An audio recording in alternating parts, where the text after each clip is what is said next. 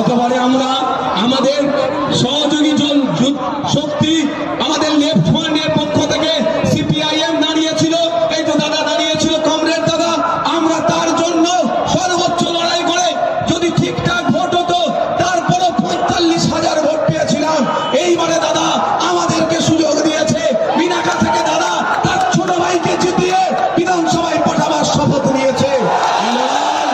দেশে থাকার লড়াই, এ লড়াই আমাদেরকে লড়তে হবে এবং এই লড়াই আমাদেরকে জিততে হবে। আগামী দিন মিনাখার ঝোলকরের যে তোলাবাজি বন্ধ করার লড়াই, এই লড়াই তোলাবাজি বন্ধ করার লড়াই, এই লড়াই কাটমানি বন্ধ করার লড়াই, এই লড়াই সুষ্ঠু সমাজ ব্যবস্থা দেওয়ার লড়াই। এই লড়াই আপনাকে আমাকে একসাথে লড়তে হবে। একদিকে ধর্মনিরপেক্ষ দল, একদিকে আইএসএফ ইন্ডিয়ান সেকুলার ফ্রন্ট, অপরদিকে লেফট ফ্রন্টের সমস্ত শক্তি আমরা ঐক্যবদ্ধ হয়েছি।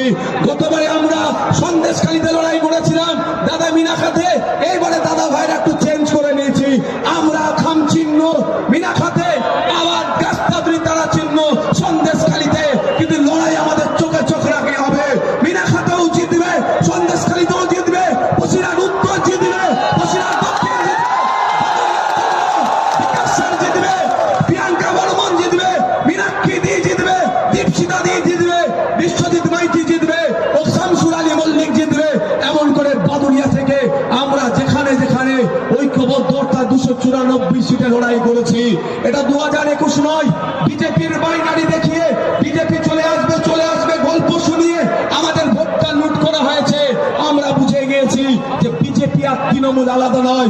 এই বিজেমূলকে আটকাতে গেলে, এর যোগ্য জবাব দিতে গেলে ইন্ডিয়ান সেকুলার ফ্রন্টের হাতকে শক্ত করতে হবে, বামপন্থীদের হাতকে শক্ত করতে হবে।